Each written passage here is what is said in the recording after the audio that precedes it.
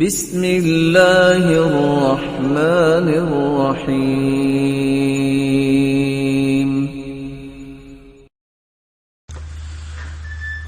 رسول اللہ صلی اللہ علیہ وآلہ وسلم نے اس لیے اس مبارک رات کے متعلق یہ الفاظ بول دیے تھے،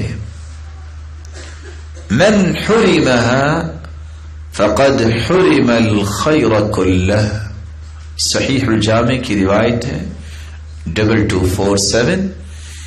اس رات سے جو محروم کر دیا گیا وہ بہت بڑی خیر سے محروم ہو گیا۔ ولا يحرم خیرها الا محروم۔ کتنی بڑی بات کہہ دی آپ صلی اللہ علیہ وسلم نے کہ اس رات کی خیر سے وہی شخص اپنے آپ کو دور رکھتا ہے جو واقعتاً رب کی رحمت سے محروم ہوتا ہے۔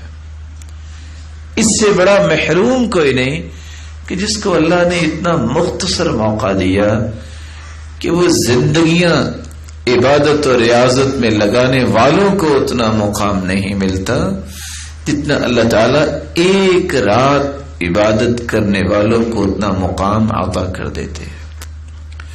آپ صلی اللہ علیہ وسلم نے فرمایا، سیدنا ابو سعید خدری رضی اللہ تعالی عنہ اس روایت کی راوی ہے، من قام لیلۃ القدر، جو لیلۃ القدر میں قیام کرتا ہے۔ اور دوسری روایت میں فرمایا، اتاکم شہر رمضان شہر مبارک، رمضان کا مہینہ آیا ہے اور یہ برکتوں والا مہینہ ہے۔ وفیہ لیلۃ ہی خیر من الف شہر من حرم خیرها فقد حرم۔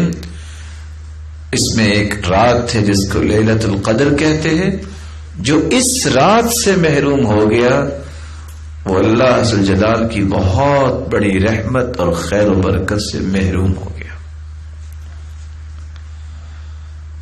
رسول اللہ صلی اللہ علیہ وآلہ وسلم کا فرمان ہے، سلسلہ صحیحہ کی روایت ہے 2205، کہ اس رات میں اللہ تعالی کی رحمت کا نزول تو ہوتا ہے، کتنے فرشتے جو ہیں وہ اس رات آسمان سے زمین پر اترتے ہیں۔ سیدنا ابو ہریرہ رضی اللہ تعالی عنہ سے مروی ہے، رسول مقبول صلی اللہ علیہ وسلم کا فرمان ہے، لیلۃ القدر لیلۃ السابعہ او التاسعہ وعشرین، یا تو 27ویں یا 29ویں رات ہوگی۔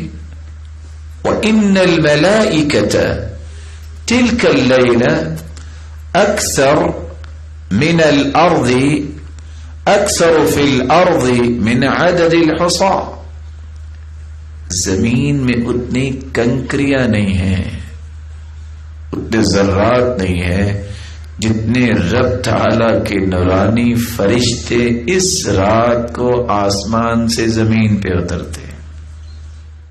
یا ایھا الانسان ما غرک بربک الکریم۔